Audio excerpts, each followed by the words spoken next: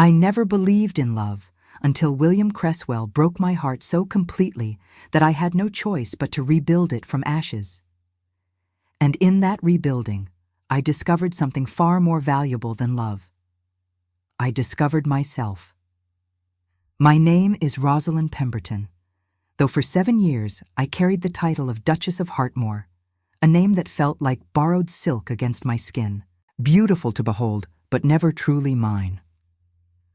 I was born the daughter of Baron Pemberton, a man whose lineage stretched back to the Norman conquest, but whose coffers had been emptied by 3 generations of poor investments, excessive pride, and the sort of genteel poverty that is perhaps the cruelest of all, the kind that must be hidden behind the pretense of respectability. By the time I reached marriageable age, our estate in Somerset had been reduced to a crumbling manor house with a leaking roof and 30 acres of land that barely produced enough to feed the servants who remained loyal despite months of delayed wages. The chimneys smoked terribly in winter, the gardens had long since returned to wilderness, and the ancestral portraits in the gallery seemed to gaze down at us with reproach as if we had personally failed the generations of Pembertons who had built this legacy only to watch it dissolve. My mother died when I was 12, taken by the same fever that swept through the village that autumn and claimed so many lives. I remember sitting at her bedside in the final hours, watching the candlelight flicker across her pale face, holding her hand as it grew cold. She was only 34 years old, still beautiful despite the illness that had ravaged her, and she used her last breath to whisper a promise against my hair. "You will find happiness, my darling," she said, her voice barely audible. "But you must promise me something. Promise me that you will remain true to your heart, no matter what the world demands of you.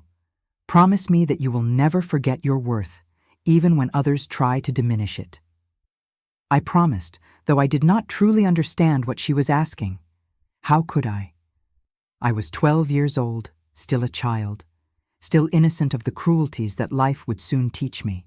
I pressed her hand to my lips and swore that I would never forget, and she smiled at me with such love that it felt like sunlight breaking through storm clouds, and then she closed her eyes and did not open them again.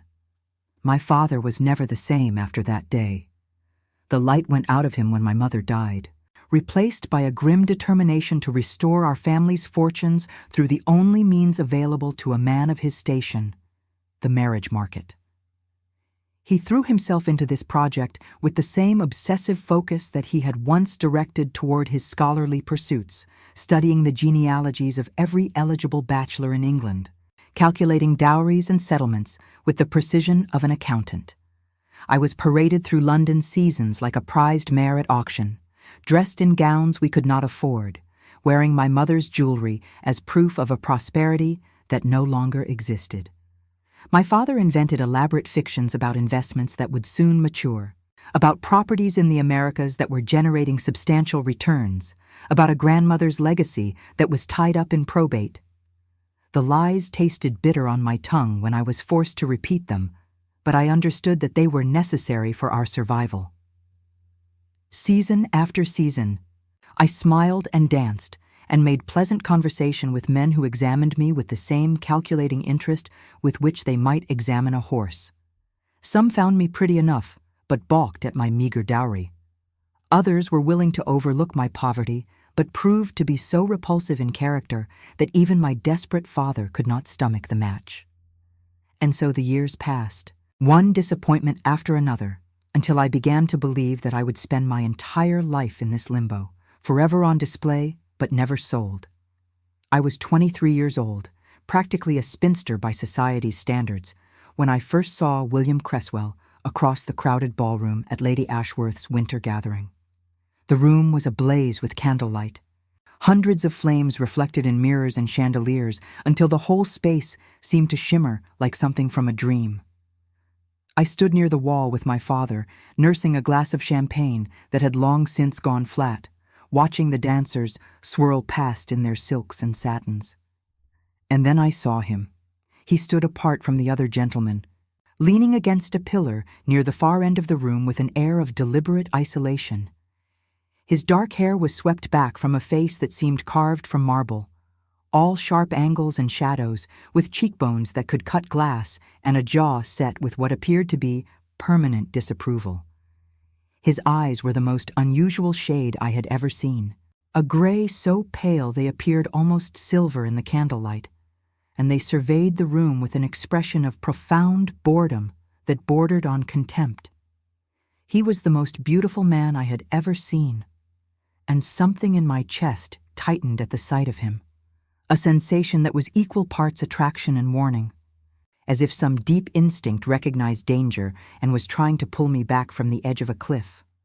I learned his story from the whispers of other young ladies who clustered behind their fans like frightened sparrows. William Cresswell, the Duke of Hartmore, was 31 years old and had never married. His father, the previous duke, had died 5 years prior in a riding accident that many whispered was actually self-inflicted, leaving William one of the largest estates in England and a fortune that rivaled the royal treasury itself. He owned properties in 6 counties, ships that plied the trade routes to India and China, and investments in railways that were transforming the face of England. But there were rumors, always rumors. He kept a string of mistresses, they said, installing them in luxury apartments throughout London and discarding them with the same callousness he showed toward everything else. He gambled recklessly, wagering thousands of pounds on a single hand of cards without a flicker of emotion crossing his face. He had fought 3 duels, killing 1 man and maiming another, though the circumstances were hushed up by family solicitors who were well practiced in making scandals disappear. He was cold, they said, cruel, incapable of love. His own mother, it was whispered, had died of a broken heart after years of his father's brutality, and William had inherited not just his father's fortune, but his father's temperament as well. No decent family would allow their daughter to marry him, no matter how vast his wealth, for to do so would be to condemn her to a life of misery. I should have heeded those warnings.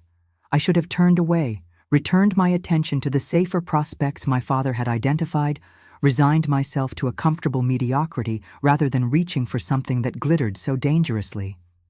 Instead, I felt only curiosity, and beneath it, something deeper and more dangerous. When his eyes found mine across the ballroom and held my gaze for a moment longer than propriety allowed, I felt the world tilt beneath my feet, as if the solid ground I had always taken for granted had suddenly revealed itself to be nothing more than ice over dark water. He looked at me, this beautiful, terrible man, and I saw something flicker in those silver eyes, something that might have been recognition or interest, or simply the hunter's instinct upon spotting prey. And I, foolish girl that I was, felt my heart begin to race with what I mistook for excitement rather than fear. Our courtship, if it could be called that, lasted exactly 6 weeks. William approached my father with an offer of marriage that was more business proposition than romantic declaration, delivered by his solicitors with all the emotion of a shipping contract. The terms were spelled out in merciless detail, each clause designed to protect William's interests while exposing mine to whatever treatment he chose to deliver. He needed a wife of good breeding to silence the gossips who whispered that his dissolute lifestyle would be the ruin of the Cresswell name. The Queen herself had begun to express disapproval, and William's business partners were growing nervous about associating with a man whose reputation grew more scandalous by the day. I was young, beautiful enough to serve as an ornament at social functions, and desperate enough that my family would accept terms that other more prosperous families would reject as insulting. The terms were these: William would pay my father's debts in full, a sum of nearly £40,000 that had been strangling our family for years. He would provide a generous annual allowance for the maintenance of the Pemberton estate, ensuring that the servants could be paid, the roof could be repaired, and the gardens could be restored to something approaching their former glory. My father would receive a personal stipend that would allow him to live out his remaining years in comfort. In return, I would become his duchess, bear him an heir, and ask no questions about how he chose to spend his time or with whom he chose to spend it. I would maintain the public fiction of a happy marriage, accompanying him to social events and presenting a united front to society. I would not complain, not criticize, not demand anything beyond the basic necessities of food, shelter, and clothing. I would be, in essence, a very well-compensated employee whose duties included the production of children. My father accepted before I had finished reading the contract. I saw the relief in his eyes, the lifting of a burden that had been crushing him for years, and I understood that his love for me, while genuine, could not compete with his desperation to save our family from ruin. He had sold me as surely as if he had led me to auction, and I could not even find it in my heart to blame him. The night before the wedding, I sat at my mother's vanity, staring at my reflection in the mirror and trying to recognize the woman who stared back at me. My dark hair was pinned up in an elaborate style that the maid had spent hours perfecting, and my skin glowed from the expensive creams and treatments that had been part of my preparation as a bride. I looked beautiful, I supposed, in the way that expensive objects are beautiful, polished to a high shine, carefully maintained, utterly devoid of authentic life. I thought of my mother, of the promise I had made to her as she lay dying. "Stay true to your heart," she had said. "Never forget your worth." But what was I worth, really? I had just been purchased for £40,000 and the promise of an heir. My heart, whatever secrets it might hold, belonged to no one, certainly not to the cold stranger I was about to marry. I slept badly that night, troubled by dreams I could not remember upon waking, and when the morning of my wedding dawned gray and rainy, I took it as an omen of what was to come. The ceremony took place in the small village church where generations of Pembertons had been christened, married, and buried. Rain fell in silver sheets against the ancient windows, blurring the world outside into smears of gray and green. The pews were sparsely populated, mostly our remaining servants and a few local families who had known my mother and felt obligated to witness the final chapter of the Pemberton story. William's side of the church was nearly empty. His solicitor was there, a thin man with spectacles and an expression of perpetual disapproval. A handful of his servants had accompanied him from London, standing stiffly in their livery as if unsure whether they were guests or prisoners. There were no friends, no family, no one who seemed to have any genuine affection for the man I was about to marry. He stood at the altar in a coat of dark blue wool, his cravat tied with mathematical precision, his silver eyes fixed on some point above my head as I walked down the aisle on my father's arm. He did not smile. He did not show any emotion at all. His face was as blank as a statue's, and I felt a chill run down my spine that had nothing to do with the damp air seeping through the stone walls. William spoke the words of the marriage ceremony without once meeting my eyes, his voice as flat and emotionless as if he were reciting a shipping manifest. When the vicar prompted him to place the ring on my finger, his hands were steady and cool, utterly lacking in the tremor of nervous anticipation that tradition suggested a bridegroom should feel. When the vicar pronounced us man and wife, he pressed a perfunctory kiss to my cheek that felt like the brush of winter wind, dry and cold and gone before I could register its presence. And then it was done. I was the Duchess of Hartmore, wife to one of the richest and most notorious men in England, bound by law and custom to a stranger who had shown me nothing but indifference from the moment we met. I signed the register with a trembling hand, watching my maiden name disappear beneath the flourish of my new signature, and I felt something inside me close, like a door being locked. The wedding breakfast was a subdued affair held in the drafty dining room of my father's house. William ate in silence, responding to questions with monosyllables, checking his pocket watch at regular intervals as if counting the minutes until he could escape. My father drank too much wine and grew maudlin, toasting my happiness with tears streaming down his weathered face. The servants moved around us like ghosts, clearing plates and refilling glasses with the quiet efficiency of people who have learned to make themselves invisible. When the breakfast ended and it was time to depart for Hartmore Manor, William helped me into the carriage with the same impersonal courtesy a gentleman might show to any stranger. He handed me up, ensured that my dress was not caught in the door, and then climbed in after me and immediately opened a newspaper, erecting a barrier of print between us that was more impenetrable than any wall. The carriage ride to Hartmoor took 4 hours, 4 hours of silence, broken only by the rhythmic creaking of the carriage springs and the muffled sound of hooves on the muddy road. I stared out the window at the passing countryside, watching the rolling green hills of Somerset give way to the wilder landscape of the northern counties, where stone walls climbed steep hillsides and sheep dotted the moors like clouds fallen to earth. I tried several times to engage William in conversation, asking about the history of Hartmoor, about the estate's grounds, about his plans for the coming season.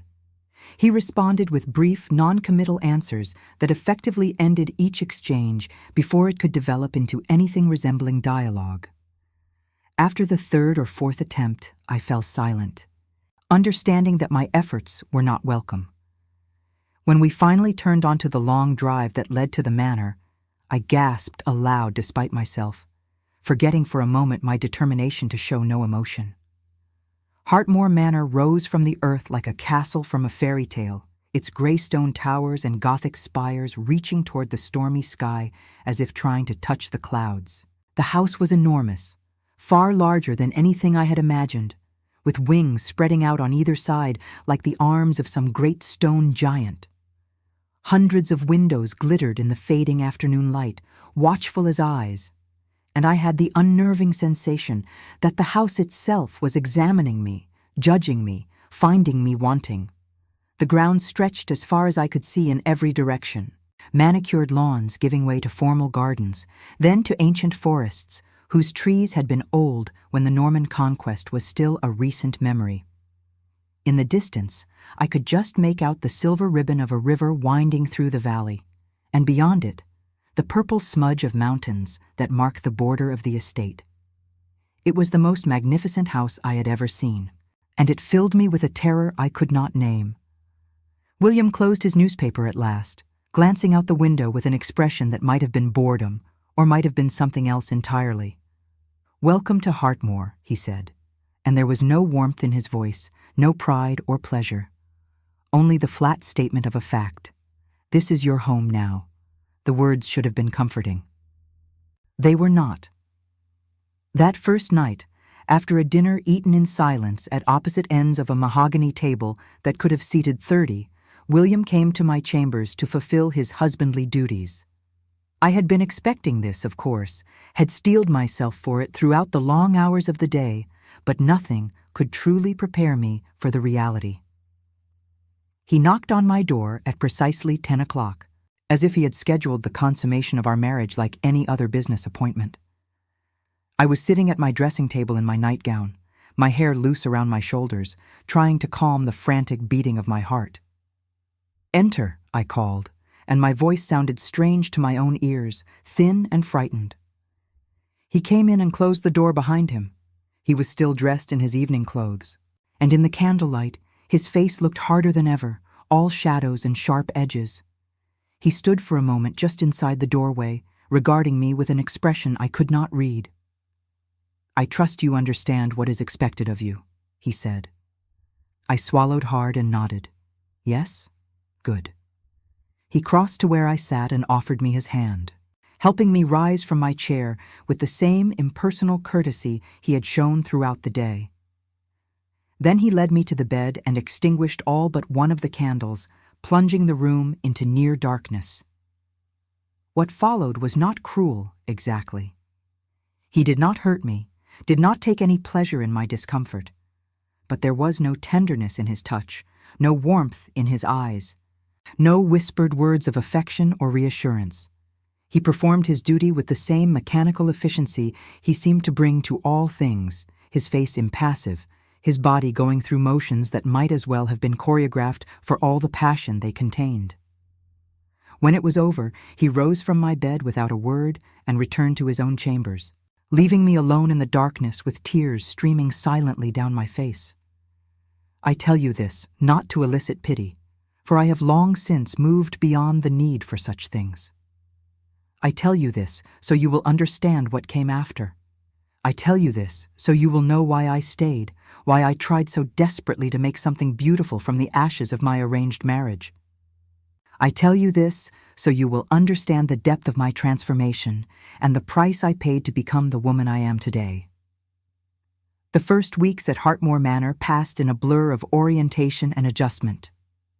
The house was vast beyond comprehension, a labyrinth of corridors and chambers and staircases that seemed designed to confuse rather than guide. I spent hours each day simply learning the layout, trying to commit to memory the locations of the morning room, the library, the conservatory, the countless sitting rooms and bedchambers that might never be used. Mrs. Crawford, the housekeeper, was a stern woman of 60 whose gray hair was pulled back so tightly it seemed to stretch her skin, and whose dark eyes missed nothing.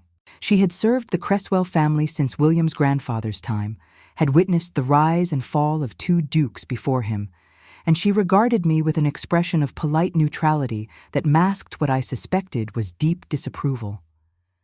She showed me through the endless corridors with brisk efficiency, pointing out the locations of various rooms and explaining the complex hierarchy of the household staff.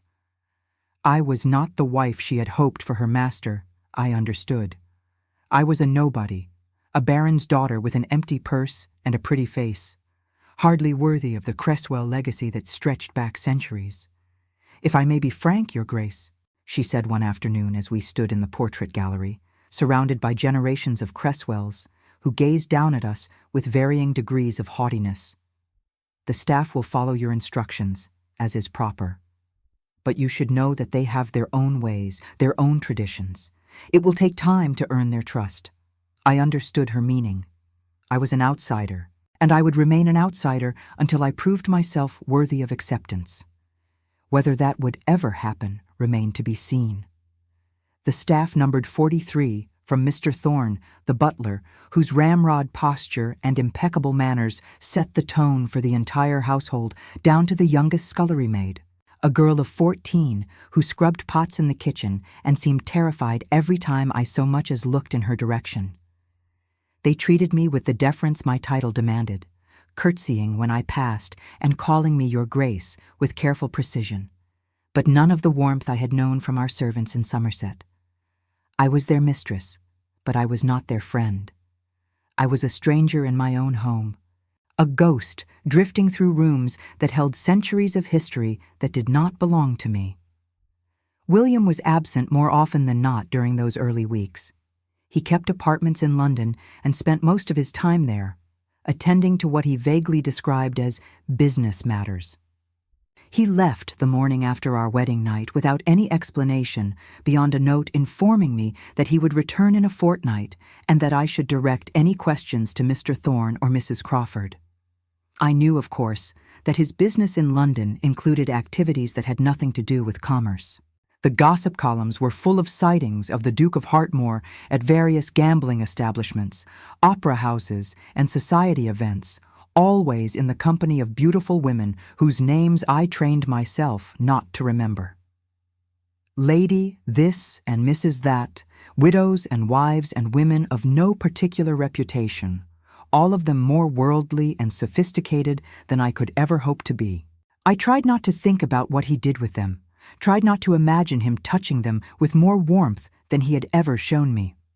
I told myself that this was the arrangement I had agreed to, that I had no right to expect anything more. But in the lonely hours of the night, lying alone in my vast chamber while the wind howled against the windows, I could not help but wonder if this was all my life would ever be. When William did return to Hartmore, he treated me with cold civility. We dined together in the cavernous formal dining room, 30 feet of polished mahogany separating us like an ocean. Crystal chandeliers blazed overhead, casting rainbows across the damask tablecloth, and footmen moved silently around us, serving courses of food that turned to ash on my tongue. He asked about my day with the mechanical courtesy of a stranger making conversation at a party. I answered in kind, describing my walks through the gardens, my attempts to befriend the cook, my letters to my father. He nodded, made appropriate sounds of acknowledgement, and returned his attention to his meal. We might as well have been strangers, sharing a table at an inn, bound by nothing more than proximity and circumstance. I began to spend more and more time alone, seeking out the corners of the house where I could escape the constant scrutiny of the servants. The library became my refuge, a vast room lined with books from floor to ceiling, with leather armchairs positioned near tall windows that looked out over the gardens. I would spend hours there, losing myself in novels and histories and books of poetry, trying to fill the emptiness inside me with other people's words. It was in the library that something shifted between us as the weeks became months. Perhaps it was loneliness that drove him to seek my company more often. Perhaps it was curiosity about the woman he had married so carelessly. Or perhaps, and this is what I allowed myself to believe, he began to see something in me that he had not expected to find. It started with small things, gestures so subtle that I might have missed them if I had not been watching so closely. A book left on the table in the library with a note in his angular hand suggesting I might find it interesting. The volume was a collection of poems by Keats, and the note said only, "I thought you might enjoy this. W." It was hardly a declaration of love, but it was the first personal communication he had offered me since our wedding day. A few days later, a bouquet of wildflowers appeared in my sitting room with no explanation. Not the formal hothouse arrangements that the gardener produced for the public rooms, but a simple gathering of meadow flowers, bluebells and wild roses and sprigs of lavender, tied with a ribbon of blue silk. I asked Mrs. Crawford who had delivered them, and she seemed genuinely perplexed. "I cannot say, Your Grace," she said. "They appeared this morning while you were walking. No one seems to know where they came from. But I knew. I could not explain how, but I knew." The signs continued, a lingering glance across the dinner table that seemed to hold something other than boredom. A question about my opinion on a matter of estate management that suggested genuine interest in my answer. A brief touch on my elbow as we passed in the corridor, so fleeting it might have been accidental, except that William Cresswell never did anything by accident. One evening, he joined me in the music room and listened in silence while I played the pianoforte. I had not known he was there until I finished the piece, a Beethoven sonata that had been my mother's favorite, and looked up to find him standing in the doorway with an expression I had never seen before. "You play beautifully," he said, and his voice was softer than I had ever heard it, stripped of its usual armor of coldness. "Thank you," I managed, my heart suddenly racing. He nodded once and withdrew, leaving me alone with my music and my confusion. But I clung to those 3 words like a shipwrecked sailor clinging to driftwood, desperate for any sign that I was not entirely lost. I began to hope. That was my first mistake. The night he first came to me with something other than duty in his eyes, I was sitting by the fire in my chambers, reading the volume of Keats he had left for me. The clock had just struck 11, and the house had settled into the deep quiet of night, broken only by the crackle of the flames and the occasional creak of ancient timbers adjusting to the cold. The knock at my door startled me so thoroughly that I dropped the book, my heart leaping into my throat. It was too late for any servant to disturb me, and William had not visited my chambers since our wedding night. "Come in," I called, and my voice trembled despite my efforts to steady it. The door opened, and there he was. Not the cold, distant Duke who had treated me like a stranger for 3 months, but someone different. Someone uncertain. He stood in the doorway in his dressing gown, his dark hair falling across his forehead, his silver eyes reflecting the firelight in a way that made them seem almost warm. "May I come in?" he asked, and his voice was different somehow, softer, stripped of its usual armor. I nodded, not trusting myself to speak. He crossed to the fireplace and stood staring into the flames as if searching for words he had never learned to speak.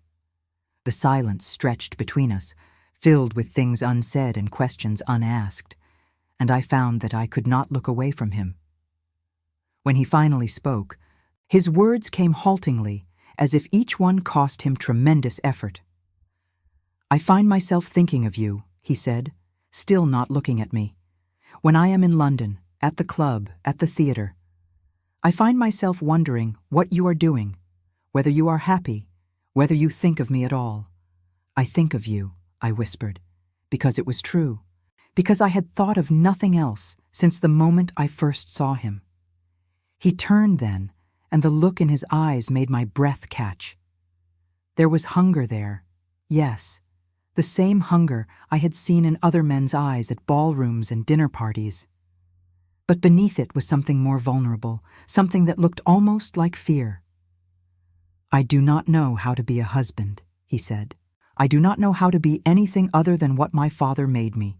He beat me, you know, every day for any infraction, real or imagined. He taught me that love was weakness, that sentiment was for fools and women. He raised me to be cold, to feel nothing, because feeling meant vulnerability, and vulnerability meant pain." "William," I breathed, but he held up his hand to stop me. "Let me finish." "Please. I have never said these words to anyone, and if I stop now, I do not know if I will ever have the courage to say them again." He crossed the room and knelt before my chair, taking my hands in his. His fingers were trembling, I realized with shock. This man who faced duels without flinching was trembling at the prospect of opening his heart. "When I am with you," he said, looking up at me with those silver eyes that had haunted my dreams for months, "I find myself wanting to try, to be different, to be the man my father told me I could never be. I do not know if I can succeed.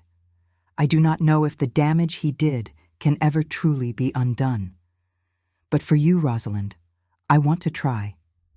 He said my name like a prayer, like it was something sacred and precious, and I felt tears spill down my cheeks as the walls around my heart began to crumble. "I want that too," I said. "More than anything in the world, I want that too." He reached up and touched my face, wiping away my tears with gentle fingers, and when he leaned in and kissed me, it was nothing like the cold, perfunctory kiss of our wedding night. This kiss was fire and desperation, and something that felt terrifyingly like love. He stayed with me that night, and we learned each other in the flickering firelight, discovering the tenderness beneath the armor, the passion beneath the ice. When he held me afterward, his arms wrapped around me as if afraid I might disappear. He whispered words against my hair that I had never expected to hear from him. "I love you, Rosalind. God help me, I love you." I believed him. That was my second mistake. What followed were the happiest months of my life. William transformed before my eyes, shedding his cold exterior like a snake shedding its skin, revealing the man beneath who had been hidden away for so long. He began spending more time at Hartmoor, canceling his London engagements to breakfast with me in the morning room, to walk with me through the gardens in the afternoon, to read beside me in the library as evening fell and the candles burned low. We talked for hours about everything and nothing. He told me stories of his childhood that broke my heart, of a father who viewed cruelty as education and love as weakness.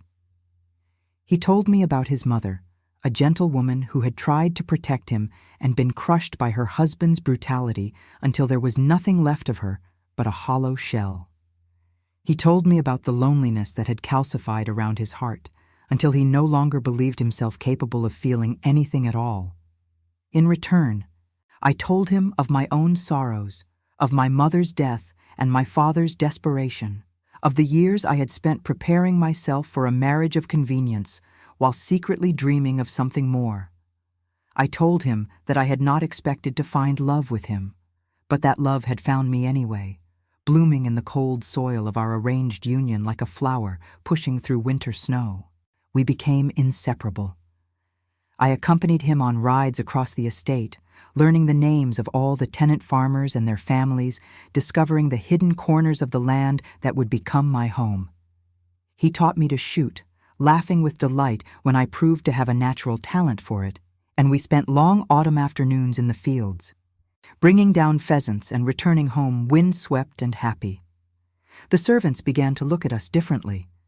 The The cold distance they had maintained since my arrival thawed as they witnessed their master's transformation. Mrs. Crawford actually smiled at me one morning, a genuine smile that reached her eyes, and said that she had never seen His Grace so happy. I basked in that happiness like a cat basking in sunlight, storing up the warmth against the winter I did not yet know was coming. In the autumn of our first year of marriage, I discovered I was with child. I had suspected for several weeks, noting the changes in my body, the absence of my monthly courses, the strange cravings and aversions that seemed to come from nowhere. But I did not allow myself to believe until the physician confirmed it, pressing his cool hands against my belly and pronouncing that I was indeed carrying the next heir to the Hartmore legacy. I remember floating through the rest of that day in a daze of joy. A child, William's child, a living symbol of our love, a future for the Cresswell line, proof that our marriage had become something real and precious. I placed my hands on my still flat belly 100 times, marveling at the miracle growing within me. I told William that evening over dinner, unable to contain my happiness any longer. I had planned to wait, to find some romantic setting, to make an occasion of it, but the words burst out of me before I could stop them, spilling across the dinner table like champagne from an overflowing glass. "William," I said, my face flushed with excitement, "I have wonderful news. I am with child." I expected him to sweep me into his arms, to cover my face with kisses, to declare that this was the greatest news he had ever received. Instead, he went very still.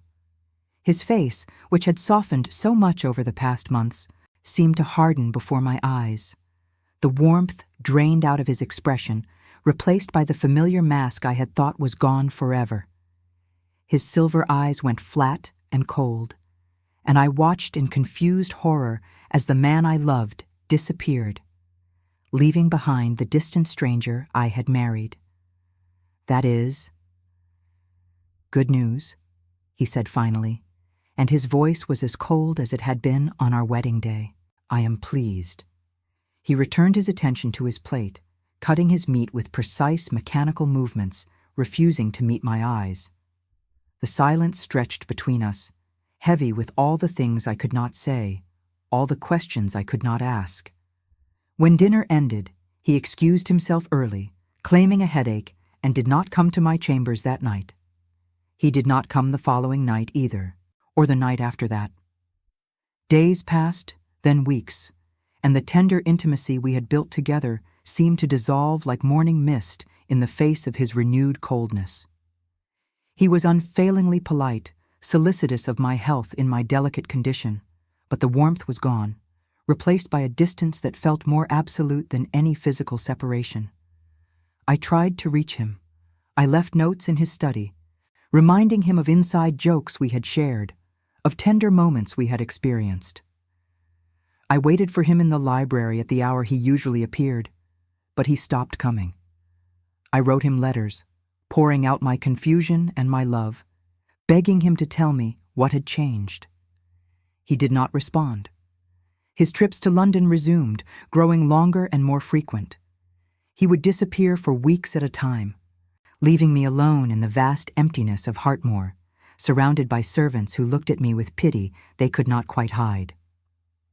The gossip columns reported his activities with relentless enthusiasm. The Duke of Hartmore seen at this gambling den, the Duke of Hartmore dancing with that widow, the Duke of Hartmore escorting Lady This to the opera. I tried to tell myself that he was simply anxious about the baby, that his withdrawal was fear rather than rejection. I tried to believe that the man who had held me in his arms and whispered words of love had not simply disappeared. I clutched at hope with the desperation of a drowning woman, refusing to accept what all the evidence made clear. He had never loved me at all. The tender husband of those golden months had been an illusion, a role he had played for reasons I could not fathom. And now that I had served my purpose, now that I carried the air he needed, he had no further use for me. The realization came slowly, painfully, like a wound that refuses to heal. I spent long nights lying awake in my empty chamber, one hand pressed to my growing belly, silent tears soaking into my pillow. I mourned not just my marriage, but my innocence, the naive belief that love could conquer all, that a good heart could redeem even the coldest soul. I was 6 months along when he returned from London with Lady Catherine Langley. I had heard her name before, in the whispered gossip of the servants who fell silent whenever I entered a room. Lady Catherine was a widow, they said, whose elderly husband had conveniently died of a heart ailment just 18 months after their marriage, leaving her a modest fortune that she was burning through with impressive speed. She was beautiful in a sharp, predatory way, all cheekbones and red lips and eyes the color of cold jade. She had been William's mistress before our marriage, they whispered, and there were those who believed she had never truly relinquished her claim on him. I was sitting in the morning room when the carriage arrived, working on a piece of embroidery for the baby's nursery.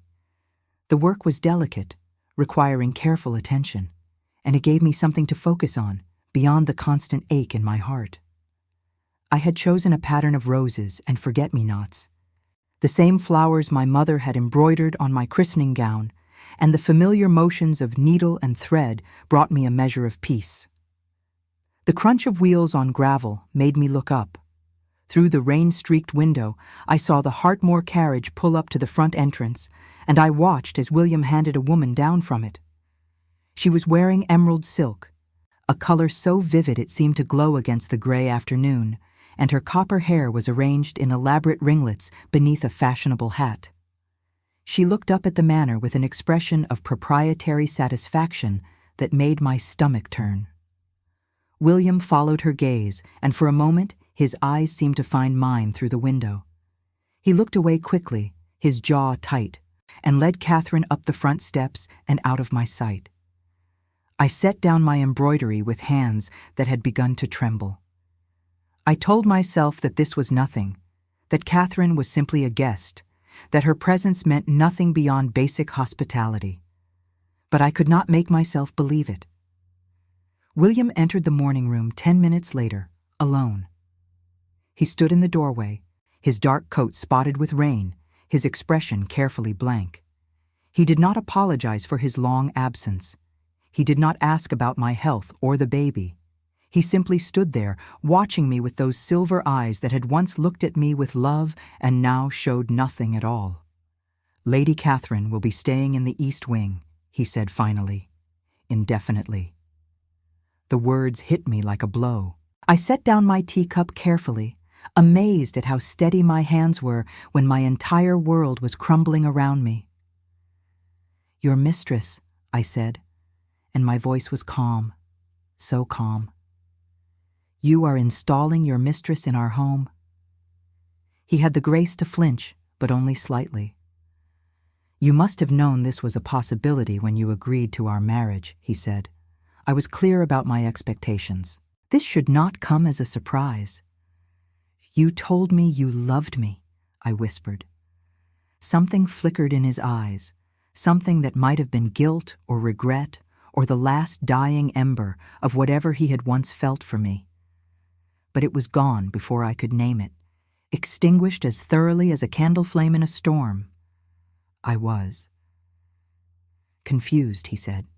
"The pregnancy, the pressure of producing an heir. It made me behave in ways that were not rational. But I have come to my senses now. Our marriage will continue as it was always meant to be. A business arrangement. Nothing more."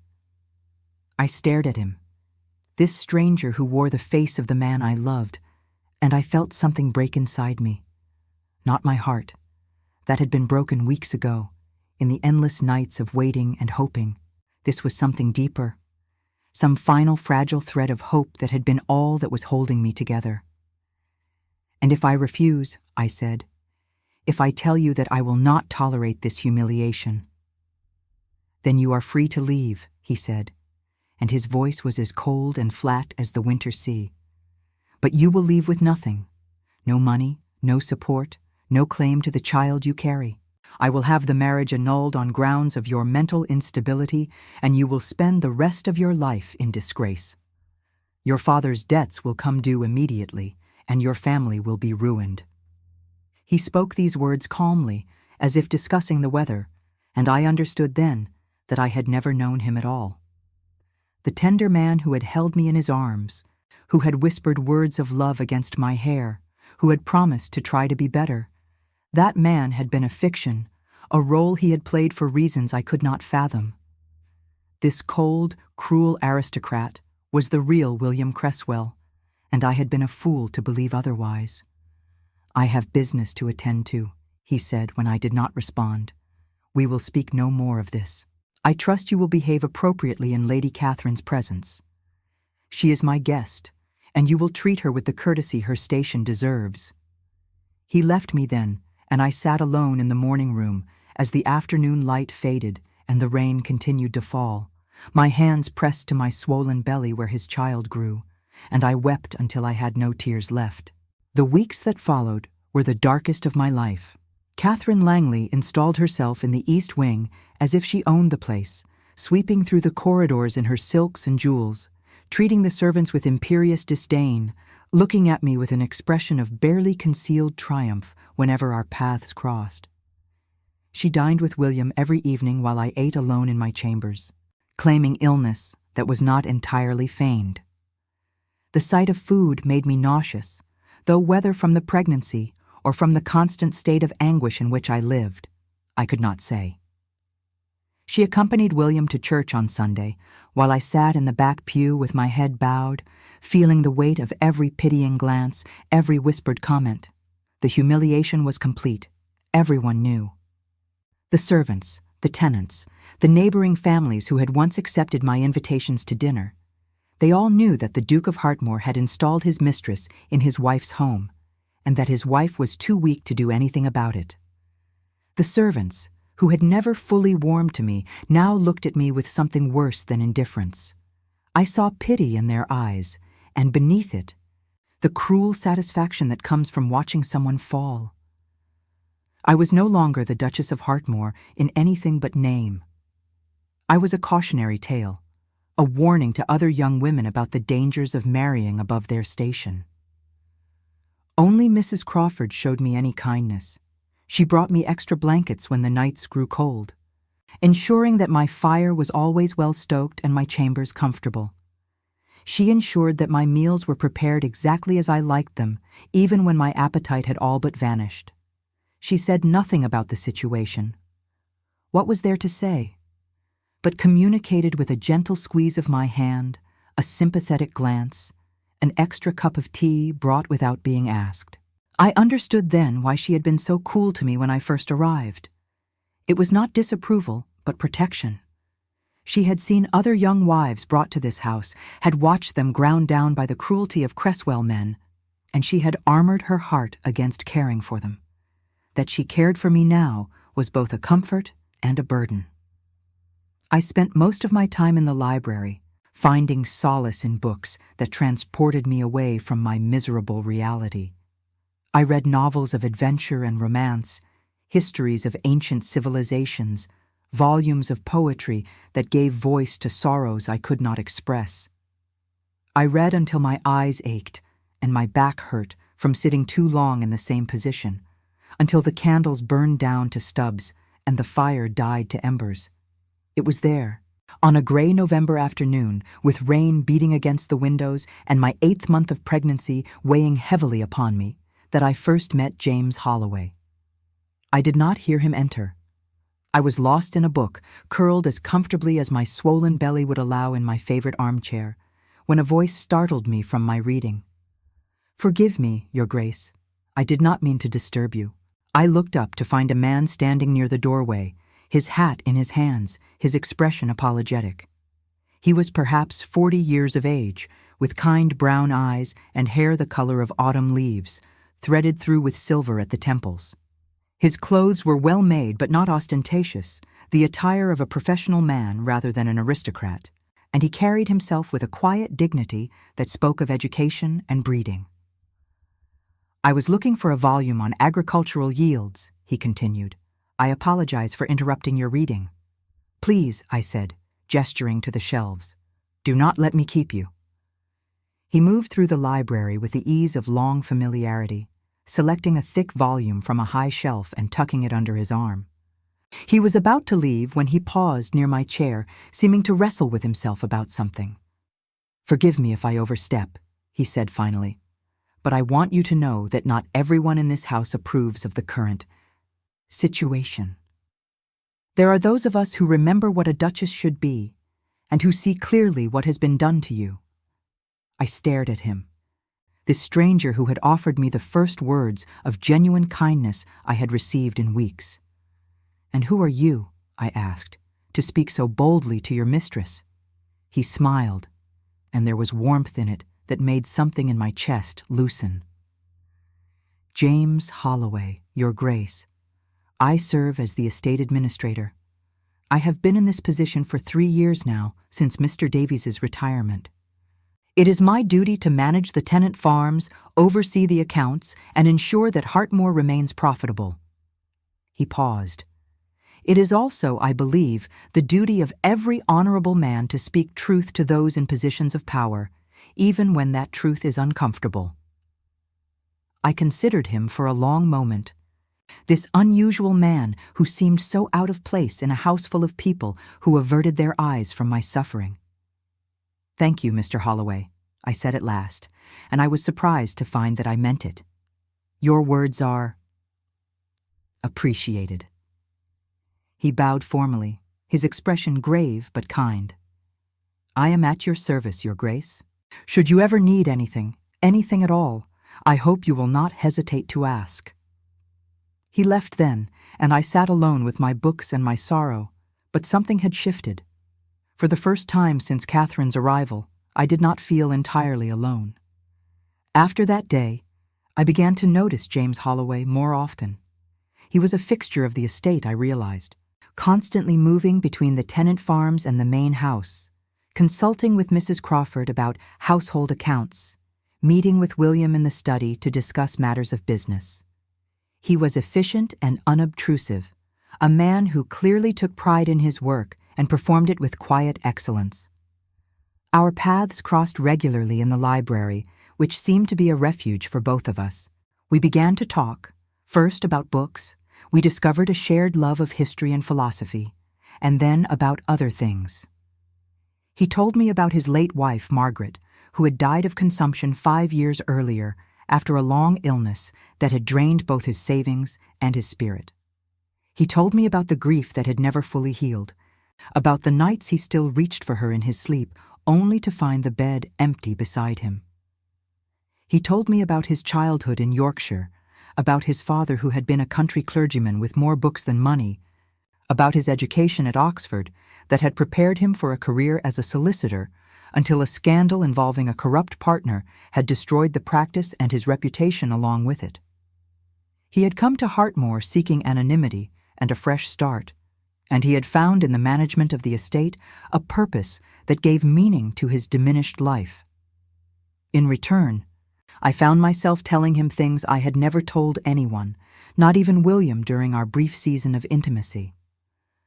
I told him about my mother, about the fierce and tender love she had given me in her too short life. I told him about the loneliness of my girlhood, about the dreams I had cherished, and the compromises I had been forced to make. I told him, in halting words, about the humiliation of my current circumstances, about the hollow shell my marriage had become. He listened without judgment, offering sympathy without pity, understanding without false promises.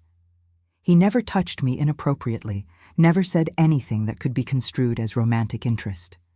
He was simply a friend, the first true friend I had ever had, and his presence in my life felt like a lifeline thrown to a drowning woman. My daughter was born on a bitter January night, with snow falling thick outside the windows and the wind howling like a wolf at the door.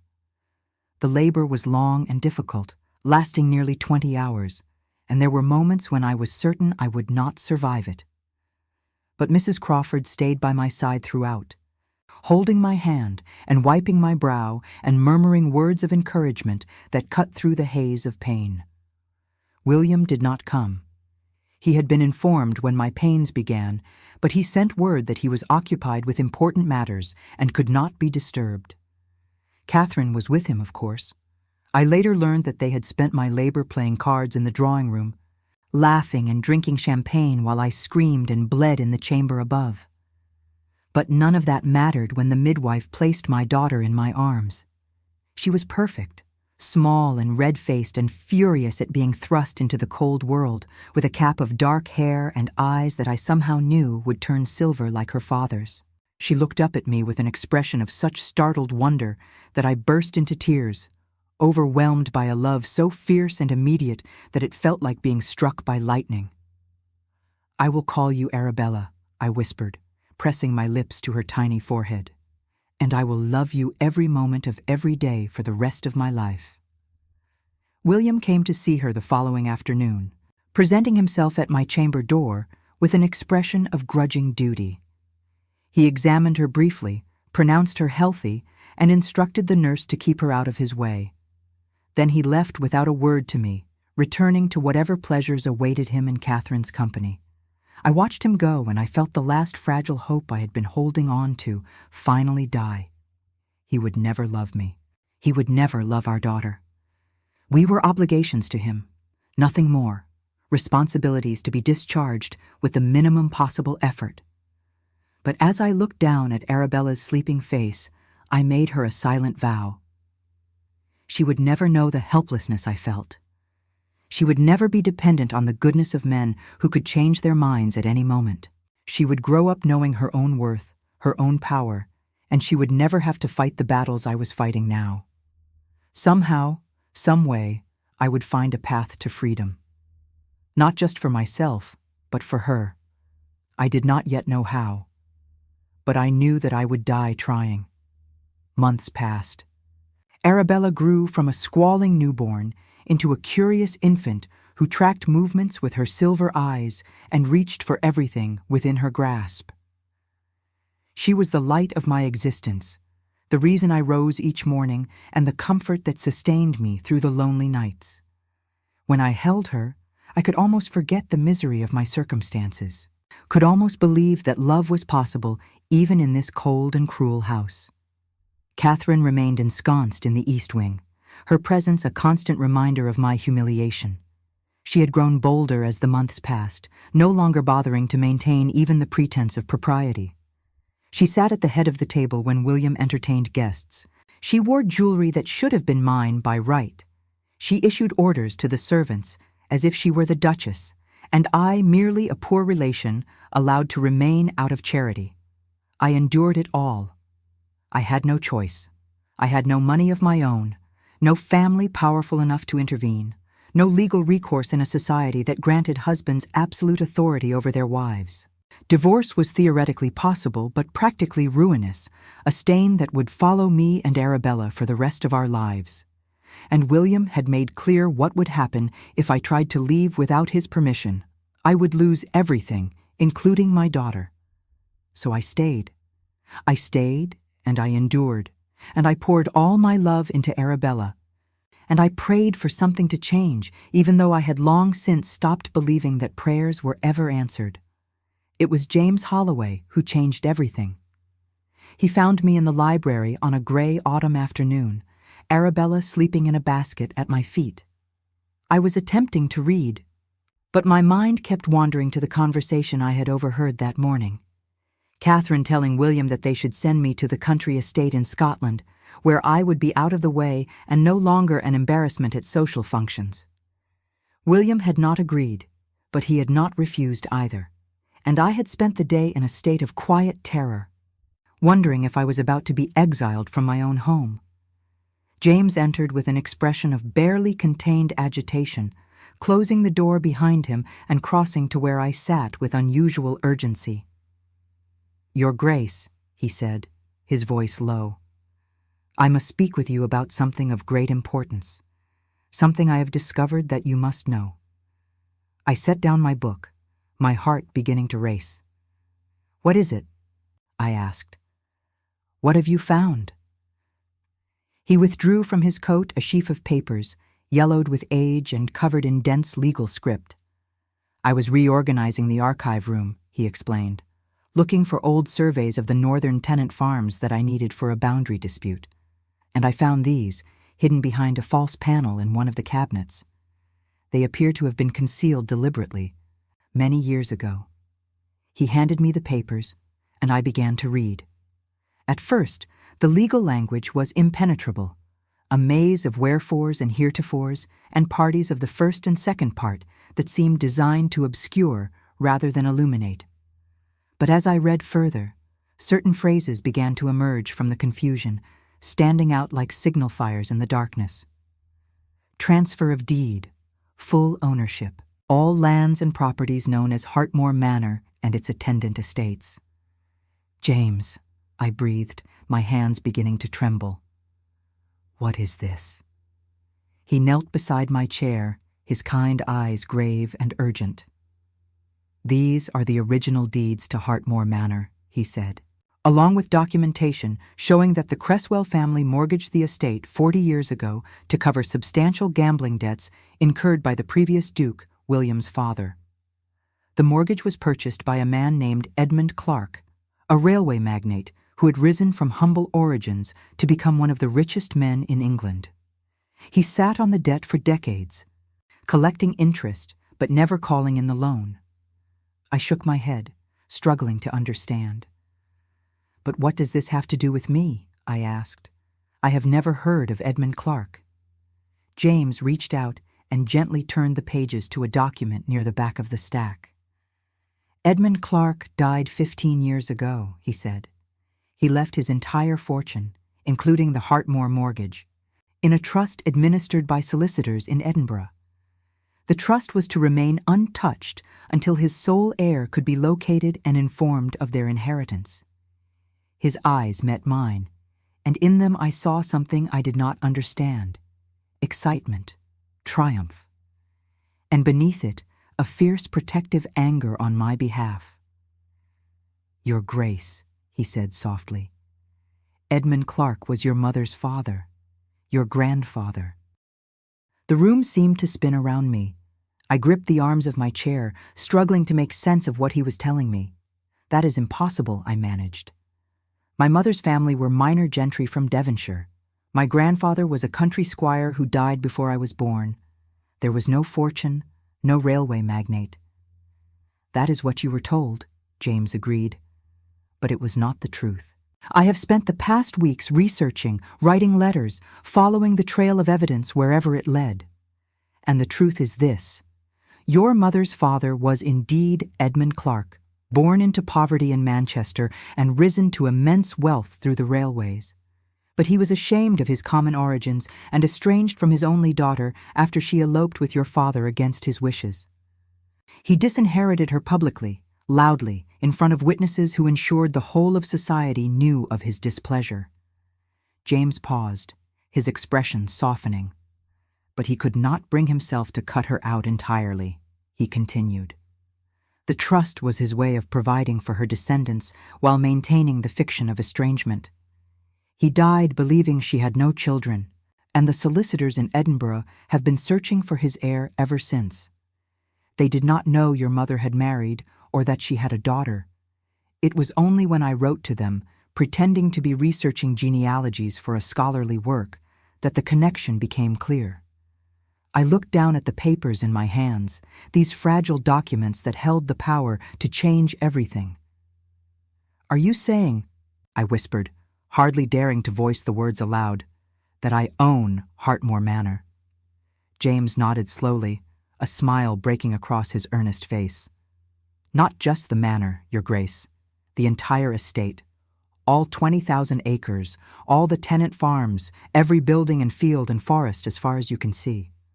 The trust also contains liquid assets worth nearly £2 million, along with shares in railway companies, shipping concerns, and London properties. You are, by any measure, one of the wealthiest women in England. I sat in stunned silence for a long moment, my mind reeling with the implications. All this time, I breathed.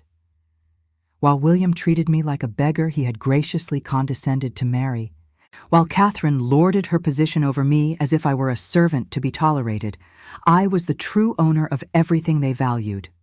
The irony was so profound, it almost made me laugh. The house that William swaggered through as if it were his birthright belonged to me. The fortune he spent so freely on his mistress and his gambling was built on debts owed to my family. Every time he had threatened me with destitution, with the loss of my child, with the destruction of my reputation, he had been wielding weapons that had no power, threatening me with losses that would have left him, not me, with nothing. "Why did you bring this to me?" I asked finally, looking at James with new eyes. "You could have kept this information to yourself. You could have used it for your own advantage. You could have blackmailed William, could have sold the information to his enemies. Why give it to me?" James's expression was gentle but fierce. "Because it is the right thing to do," he said simply. "And because I have watched you suffer in silence for too long, with a dignity and grace that puts your husband to shame. You deserve to know the truth. Your Grace, what you do with it is entirely your decision." I studied him for a long moment, this kind man who had been my only friend through the darkest months of my life. I saw the integrity in his eyes, the quiet strength that asked nothing in return for his loyalty. "Thank you," I said, and my voice broke on the words. "Thank you, James. I do not know how I will ever repay you for this." He rose and bowed formally, as if we were strangers meeting for the first time, rather than friends who had shared secrets and sorrows. "I am at your service, Your Grace," he said, "now and always." The months that followed were a delicate dance of preparation and concealment. I wrote to the solicitors in Edinburgh under a false name, confirming my identity through documents James helped me obtain and requesting that they keep my inheritance completely confidential until I was ready to act. They agreed without question, perhaps sensing the delicacy of my situation, and sent me certified copies of all relevant documents along with detailed accountings of every asset in the trust. The numbers were staggering. My grandfather had been shrewder than anyone knew, investing his railway fortune in diverse enterprises that had continued to grow even after his death. The trust now contained substantial holdings in shipping companies that plied the routes to India and China, textile mills in Manchester that employed thousands of workers, mining operations in Wales that produced coal and iron and copper, and prime real estate in London that generated rents exceeding £100,000 per year. But it was the Hartmore mortgage that interested me most. The Cresswell family had borrowed against the estate multiple times over the generations, each duke more profligate than the last, each time using the promise of future income to secure additional funds for gambling and mistresses and all the expensive vices that aristocratic men seemed to believe were their birthright.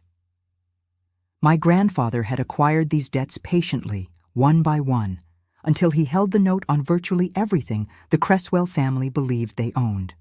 If I chose to call in the mortgage, William would be left with nothing but his title and the clothes on his back. I did not act immediately. Instead, I watched and waited, gathering my strength like a general preparing for battle. I continued to play the role of the humiliated wife, keeping to my chambers, avoiding confrontation, giving no sign that anything had changed. When William spoke to me, which was rarely, I responded with the same defeated meekness he had come to expect. When Catherine sneered at me in the corridors, I lowered my eyes and hurried past. Meanwhile, I worked with James to understand every detail of my inheritance. We spent long hours in the library, poring over documents, discussing strategy, planning for every contingency. I consulted with lawyers in London through carefully worded letters, transferring assets into accounts that William could not touch, establishing trusts for Arabella that would ensure her future regardless of what happened between her father and me.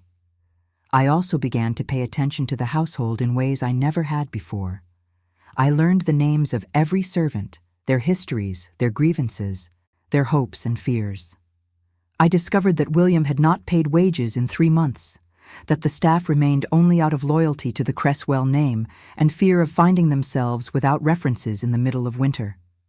I quietly arranged for their back wages to be paid from my own accounts, through intermediaries who would ensure that neither William nor Catherine ever learned the source of the funds. The servants began to look at me differently after that. Where before there had been pity and contempt, I now saw curiosity, respect, and in some cases, genuine affection. They understood that something had changed, even if they did not know what. They saw that I was not the helpless victim they had believed me to be, and they began to share information with me that they would never have shared before. It was through Mrs. Crawford that I learned of William's plans for the winter ball. The Hartmore Winter Ball was the most prestigious social event of the season, a tradition dating back to the first Duke that drew the cream of English society from all corners of the country. For one magical night, Hartmore Manor blazed with light and music, its galleries filled with lords and ladies, its ballroom transformed into a wonderland of silk and candlelight. This year, Mrs. Crawford told me in a voice carefully neutral, His Grace plans to use the occasion to introduce Lady Catherine to society as his official companion. He intends to present her publicly, to acknowledge her place at his side. She paused, her dark eyes meeting mine with an expression I could not quite read. He does not know that I have heard his plans, she continued. He believes the servants are deaf and blind to everything that does not directly concern our duties. But we hear, Your Grace? We see. And I thought you should know what is coming. I thanked her quietly, and when she had gone, I sat for a long time in the gathering darkness, thinking about what she had told me. He was going to do it publicly. He was going to stand before 200 of the most influential people in England and claim Catherine as his own, repudiating me not just in private, but in the full glare of society's attention. He would use soft language, of course. He was too clever for anything else. He would speak of friendship and mutual respect, of a connection that transcended the bonds of his arranged marriage. But everyone would understand what he meant, and I would be forced to stand by and watch, powerless to defend myself, my humiliation complete. The audacity of it was breathtaking. To do this to me in front of the entire aristocracy, in a house that he did not even own, wearing clothes purchased with money that was rightfully mine. It was an act of cruelty so profound that it almost seemed like a gift, because it gave me the perfect opportunity to strike back. The night of the winter ball arrived cold and clear, with a full moon hanging low over the frosted gardens and stars scattered across the sky like diamonds on black velvet. The weather had been uncertain all week, threatening snow that might keep guests away, but it had held off just long enough for the carriages to arrive safely. And arrive they did, in an endless procession that began at dusk and continued for hours. Black lacquered carriages with gilded crests, drawn by matched pairs of horses whose breath steamed in the cold air. Ladies in silk and fur, gentlemen in evening dress and gleaming boots. The cream of English society streaming into Hartmore Manor, eager for the spectacle and scandal they had been promised. For word had gotten out somehow, word that tonight would be memorable. I dressed with unusual care that evening, selecting a gown of deep burgundy silk that had been my mother's. She had worn it to her own presentation at court decades ago, and it had been carefully preserved ever since, stored away with lavender and prayers for better days. The seamstress I had secretly employed had altered it to fit my figure perfectly, and as I looked at myself in the mirror, I saw my mother looking back at me, the same dark hair, the same determined set of the jaw, the same fire in the eyes. Around my throat, I wore the Pemberton rubies, the last of my family's jewelry that had somehow escaped my father's creditors. They glowed against my skin like drops of frozen blood, and when I moved, they caught the candlelight and threw crimson sparks across the walls. My hair was arranged simply but elegantly, swept up to expose the long line of my neck, secured with pins that had been my grandmother's. I wore no rouge. I did not need it. My cheeks were flushed with anticipation, my lips dark with the wine I had drunk to steady my nerves. I looked, I realized with surprise, beautiful. When I descended the main staircase, I saw William's eyes widen in shock. He stood in the entrance hall with Catherine on his arm, greeting guests as they arrived, playing the role of gracious host. He had expected me to cower in my chambers, as I had done at every social event since Catherine's arrival. He had expected me to make his victory easy. He had underestimated me for the last time. "Rosalind," he said, as I reached the bottom of the stairs, and there was a warning in his voice. "I did not expect you to attend tonight." I smiled at him, a smile that showed teeth. "How could I possibly miss such an important occasion?" I said sweetly. "After all, it is my duty as Duchess of Heartmore to welcome our guests." Catherine's face had gone pale beneath her rouge. "William," she hissed, "do something." But William was staring at me with an expression I had never seen before. Not anger, not contempt, but something closer to uncertainty, perhaps even fear. I swept past them both and into the ballroom. The ball proceeded as these events always do, with dancing and conversation and the subtle jockeying for social position that is the true purpose of such gatherings. I circulated among the guests, accepting condolences and curious glances with equal grace, giving no indication that anything was amiss. Ladies who had cut me for months now sought my attention, sensing blood in the water without knowing whose it would be. Gentlemen who had looked through me as if I were invisible suddenly found themselves fascinated by my opinions on everything from music to politics. I danced with earls and viscounts, with admirals and members of parliament. I laughed at witticisms and made witticisms of my own. I was charming and brilliant and utterly devastatingly calm. I saw Catherine watching me from across the room, her jade eyes narrowed with suspicion and something that looked almost like fear. She whispered urgently to William, who shook his head and drank more champagne, clearly hoping that if he ignored the situation long enough, it would resolve itself. It would not. It was nearly midnight when William called for silence. He stood at the top of the ballroom steps, Catherine at his side in a gown of emerald silk that matched her eyes, and the orchestra fell quiet as 200 faces turned toward him expectantly. "My friends," he began, his voice carrying easily across the crowded room, "I thank you for joining us tonight at Heartmore Manor, the home of my family for 300 years. It is my great honor to stand before you in this historic house, surrounded by those I hold in highest esteem." He paused, placing his hand over Catherine's where it rested on his arm. "I wish also to acknowledge a very special person," he continued. "Lady Catherine Langley has been a dear friend to me during a difficult time. Her companionship has brought light into my life when I feared I might never feel joy again. Tonight, I publicly recognize her importance to me, and I hope you will all join me in welcoming her into our circle." A murmur rippled through the crowd, some scandalized, some titillated, all fascinated by the drama unfolding before them. I saw glances dart toward me, searching for signs of distress or humiliation. Instead, I stepped forward. "If I may," I said, my voice clear and steady as a bell, "I have something I wish to say as well." William's face darkened with fury. "Rosalind," he said, a warning in his tone. "This is not the time." "On the contrary," I replied, mounting the steps to stand beside him. "I believe this is exactly the time." I turned to face the assembled guests, aware of every eye upon me, every held breath, every racing pulse. The moment stretched out before me like a road leading into unknown territory, and I knew that once I stepped onto that road, there would be no turning back. "My husband has spoken of Heartmore Manor as the home of his family," I began. "A house he claims by right of birth, by 300 years of Cresswell tradition.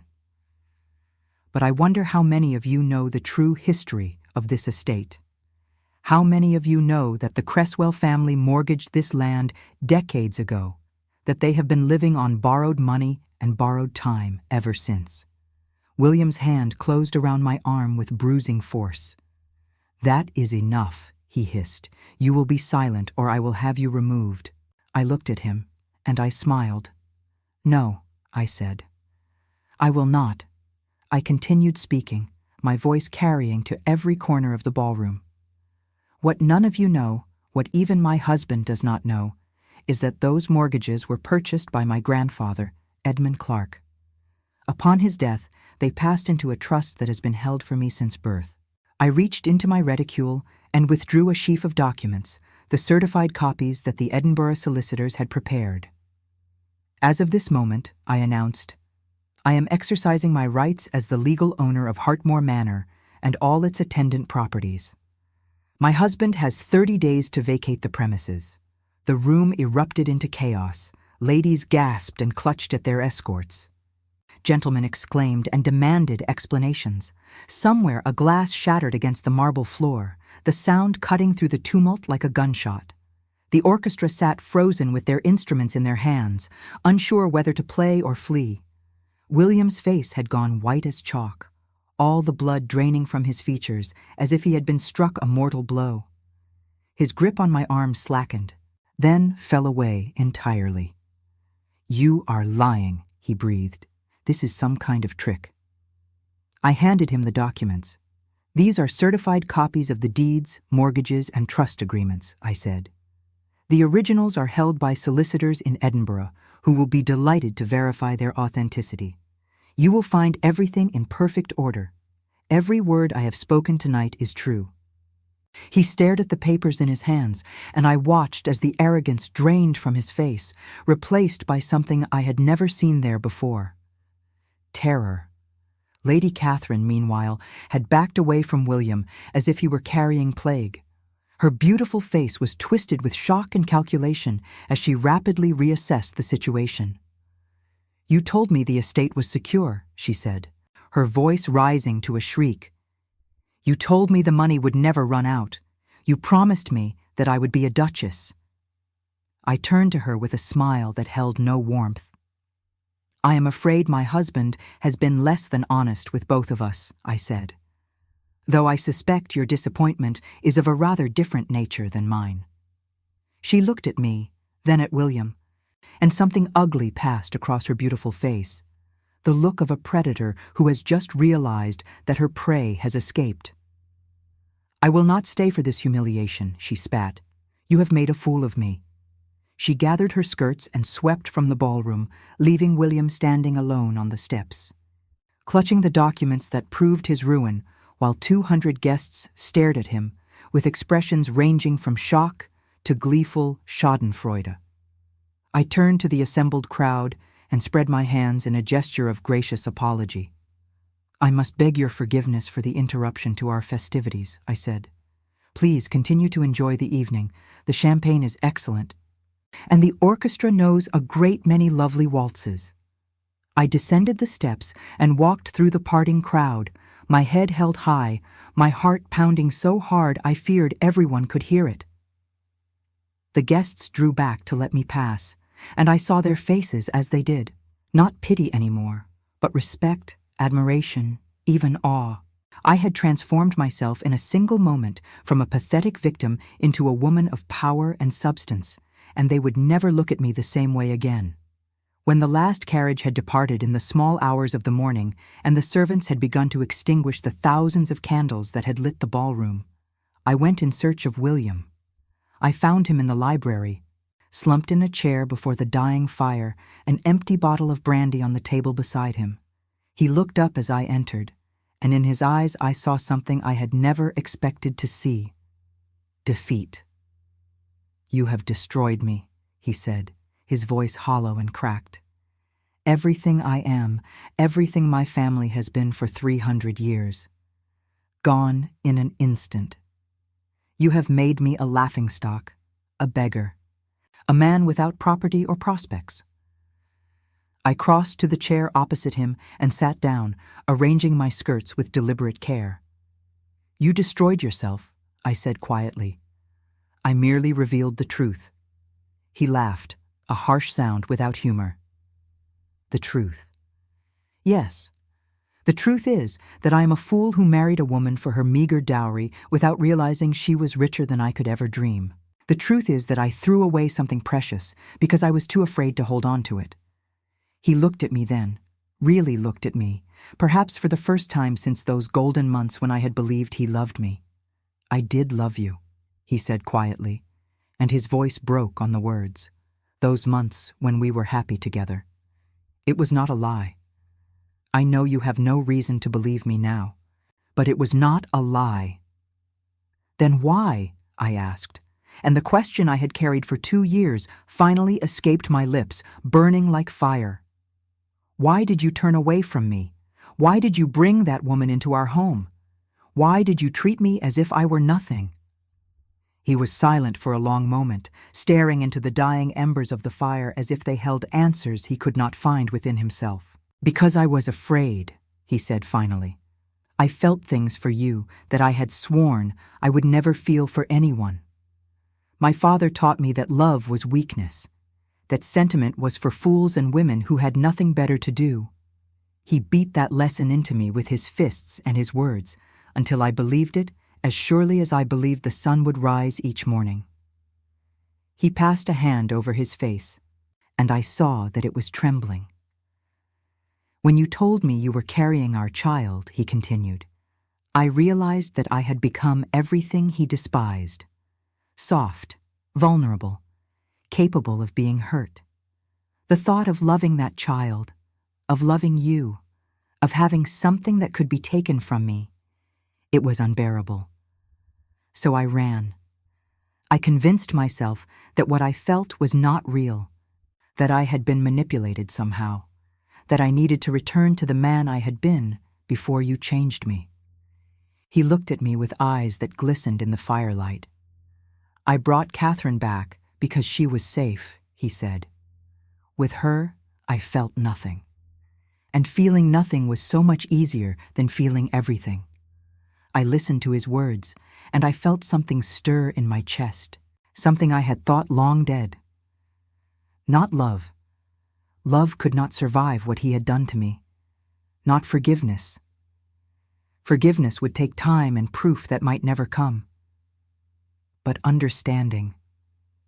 I saw for the first time the wounded boy beneath the arrogant man, the child who had been taught that love was dangerous and had spent his entire life trying to prove his father right.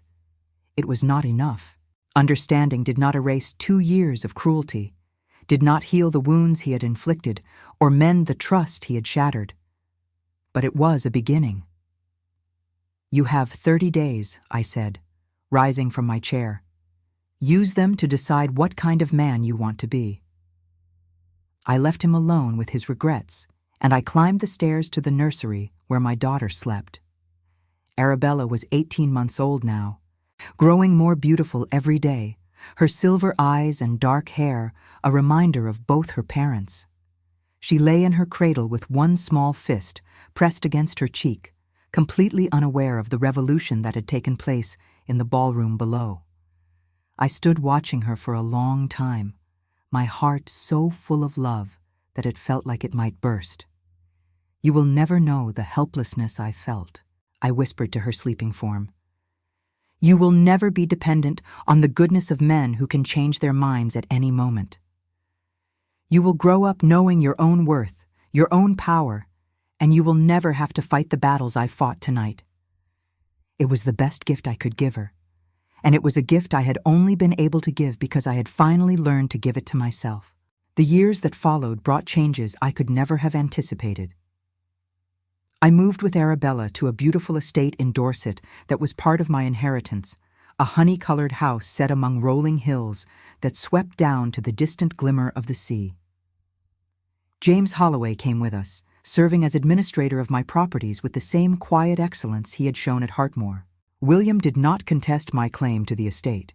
He had consulted lawyers, of course, searching for any loophole that might restore his position, but the documents were unassailable and the solicitors in Edinburgh impeccable. He accepted his defeat with more grace than I had expected, taking the modest allowance I offered him and retreating to small apartments in London where he lived quietly, far from the social world that had once been his kingdom. I heard about him occasionally, through letters and gossip and the newspapers that arrived each week.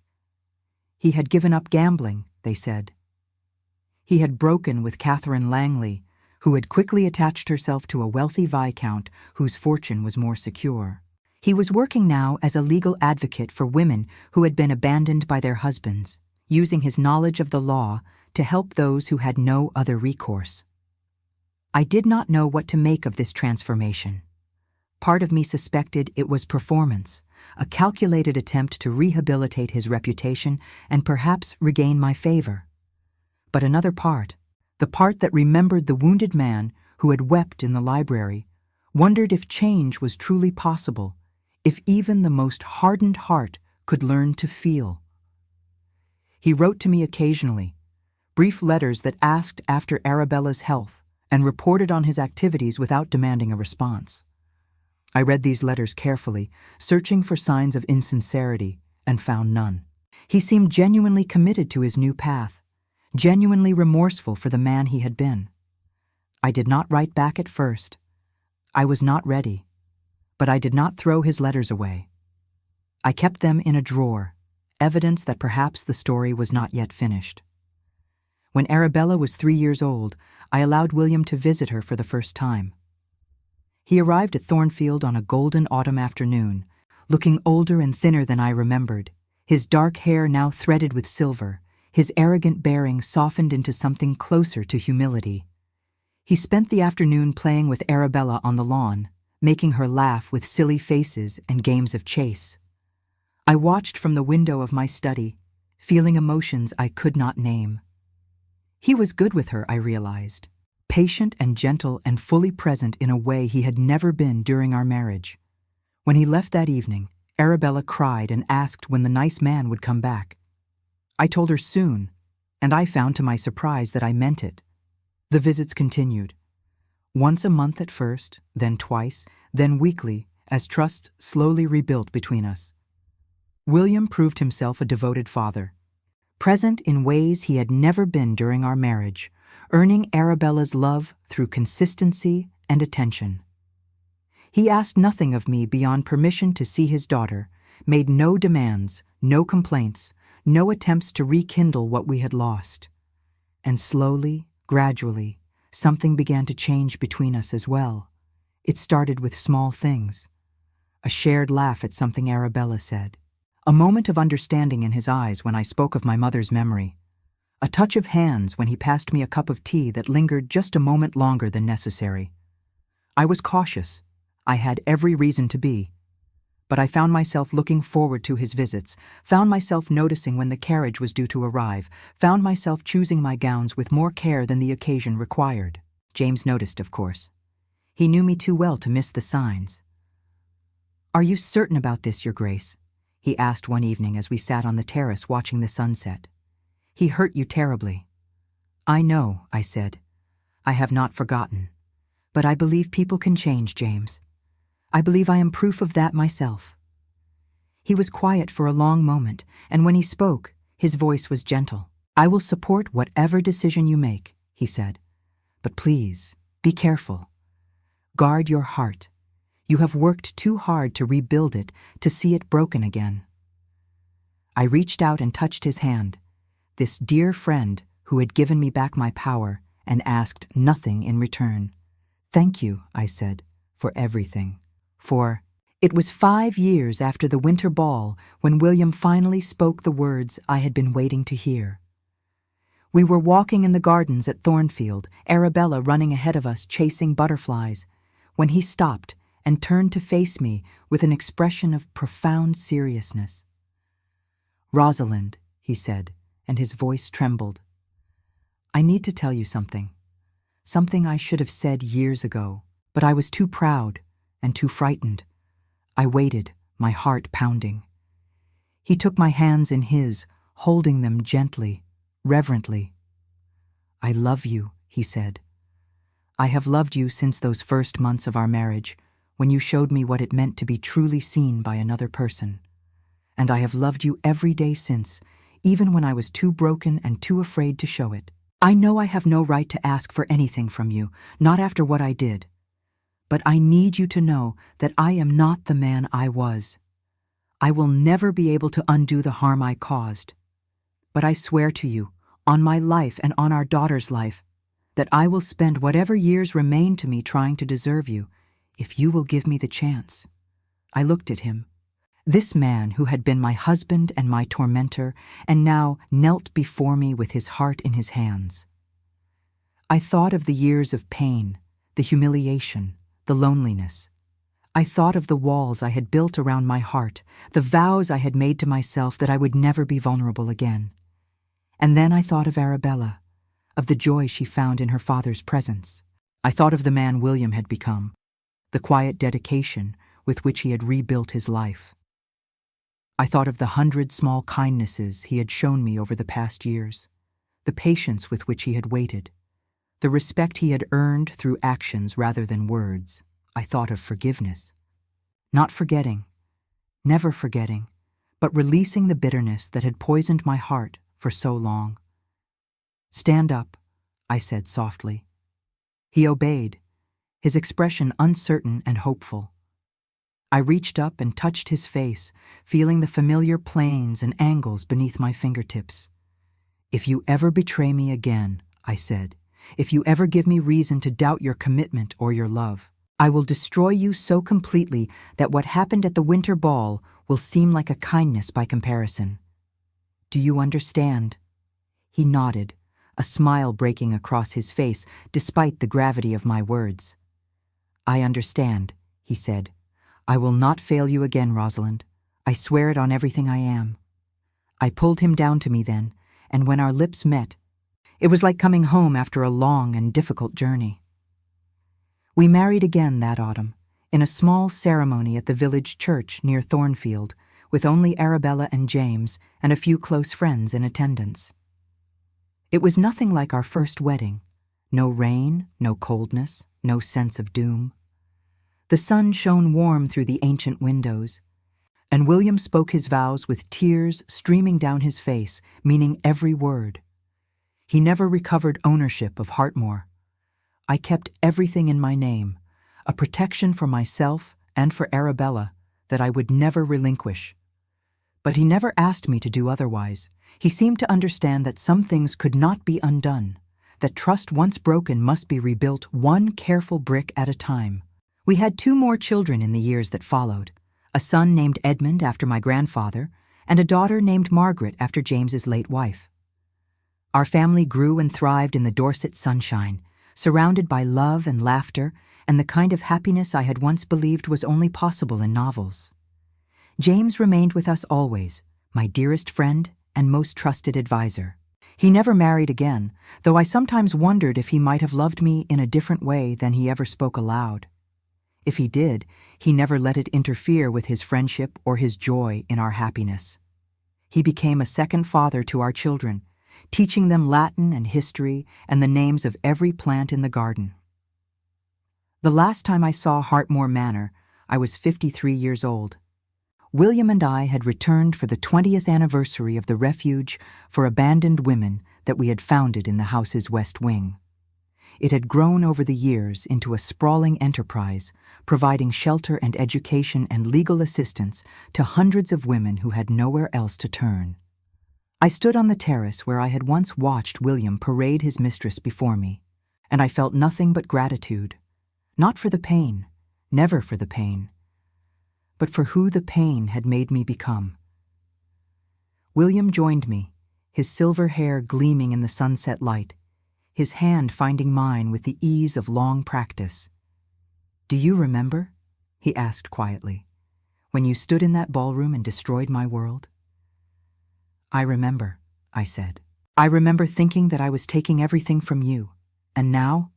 I looked out over the grounds, at the gardens I had restored, and the lives we had rebuilt. "Now I understand that I was giving you something instead," I said. "The chance to become the man you were meant to be, just as you gave me the chance to become the woman I was meant to be." He raised my hand to his lips and kissed it, his eyes bright with emotion. "I love you, Rosalind Cresswell," he said, "today and always. Thank you for saving me." "And I love you," I replied, "despite everything, because of everything." We stood there as the light faded and the stars emerged, 2 people who had journeyed through fire and emerged on the other side, scarred but unbroken. Behind us, the house blazed with light and laughter, filled with the women we had helped and the life we had built together. It was not the ending I had imagined when I was a young girl dreaming of love and happiness. It was better. It was real. And it was ours.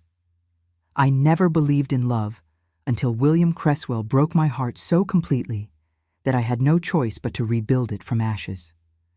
And in that rebuilding, I discovered something far more valuable than love. I discovered myself.